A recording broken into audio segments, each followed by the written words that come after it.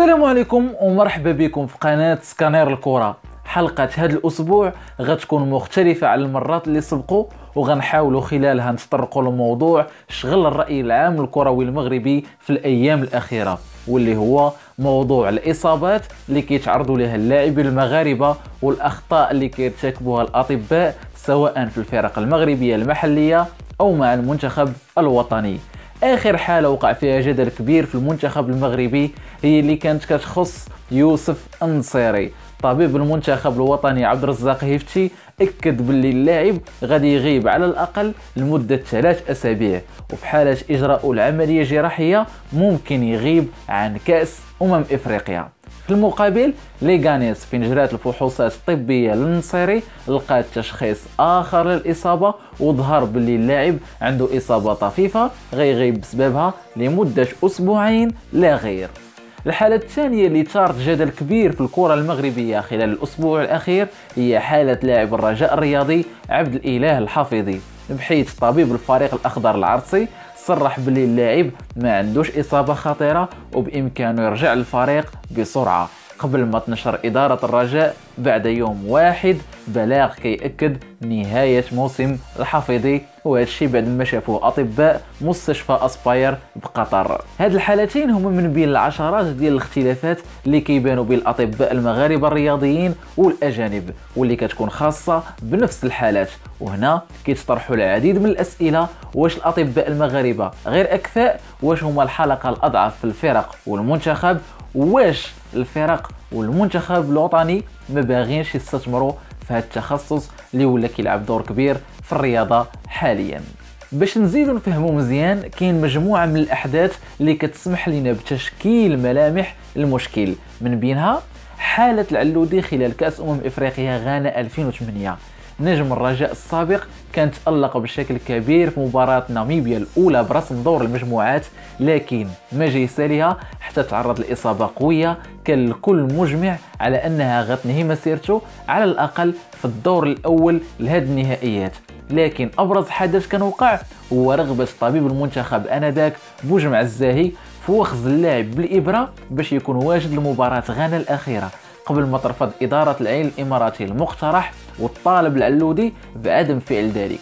هنا كيبان بالواضح أن الضغوطات اللي كيتعرضوا لها الأطباء كتدفعهم ياخذوا قرارات تقدر تعصف بمسيرة اللاعبين، وهذه القضية ديال الوخز بالإبر مشى ضحيتها العديد من لاعبي البطولة الوطنية سابقا بسبب جهلهم لمخاطرها في ديك الوقت. مثالين آخرين كيجسدوا للأسف واقع الطب الرياضي المغربي هما المرحومان الودادي يوسف بالخوجة والمرحوم الرجاوي زكريا الزروالي. لاعب الوداد السابق مازال الكل كيتذكر وفاته في الديربي. اغلب سهام النقد توجهت الاطباء الوداد في ديك الوقت، بحيث كانت شكوك في الملف الطبي للمرحوم بالخوجة، خاصة انه توفى نتيجة سكتة قلبية. فيما حالة الزروالي مازال ما تلقاش لها جواب حتى لدابا. البعض كيقول اللاعب تصاب بفيروس في احدى الخارجات الافريقيه مع الرجاء، فيما البعض كيلقي التهمه كامله على طبيب الرجاء بحجه عدم تمكنه من التعامل بشكل جيد مع الحاله، وخصوصا وان الجماهير تلقات تطمينات بخصوص حاله اللاعب قبل صدور خبر وفاته بساعات قليله. الامثله للاسف ما كتحبش، واخرها مباراه ايران والمغرب في مونديال روسيا 2018، فين هيفتي شد امرابط حدا خط التماس وبدا كيصرفق فيه بعد ما داخ. مشهد جعل كل الصحافه الدوليه تضحك على طبيب المنتخب الوطني، وهذا الشيء بعد ما اعتبرت طريقه تدخله غير مناسبه للاصابه بتاتا. وباش ما نكونوش ظالمين وما نوجهوش سهام النقد كلها للاطباء، لازم ايضا نشيروا لضروره الى الانديه الوطنيه الاهتمام اللازم بالجانب الصحي. الانديه حاليا الطاقم الطبي ديالها صغير، مفروض عليها تكبروا وتجلب مختصين في البيوفيزيك والبيوميكانيك والعديد من التخصصات باش تكون هناك متابعه دوريه لحالات اللاعبين. هذا الشيء كنشوفوه تقريبا في كل الانديه والاكاديميات المحترمه اوروبيا، وخير مثال فريق مانشستر سيتي اللي عنده ثكنه طبيه اذا صحت العباره فيها مختصين من كاع المجالات المتداخله مع كره القدم، على عكس الانديه المغربيه اللي العدد كيكون محسوب على رؤوس اصابع اليد الواحده، والمهام اللي كدار كتكون متشابهه. فين كيكونوا عندك متخصصين وناس الميدان، ما كتجنبش فقط الحالات الخطيره، وانما كتكون عندك ايضا امكانيه تجنب العديد من الاصابات والامراض عن طريق قطع اسبابها بواسطه التحاليل اللي كيقوموا بها ذوو الاختصاص.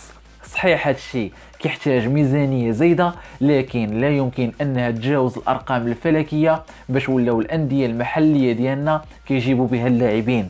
ما نساوش ان الاحتراف كيعني احتراف منظومه وليس توقيع لاعبين على عقود احترافيه فقط. اذا كانت هذه اول مره كتشوفوا القناه ديالنا فما تنساوش تشاركوا فيها وتفعلوا زر الجرس باش يوصلكم ديما الجديد، وممكن ايضا تفاعلوا مع المنشورات اليوميه ديالنا اللي كنحطوها على صفحتنا في الفيسبوك، وما تنساوش كما ديما بارطاجيو مع اصحابكم.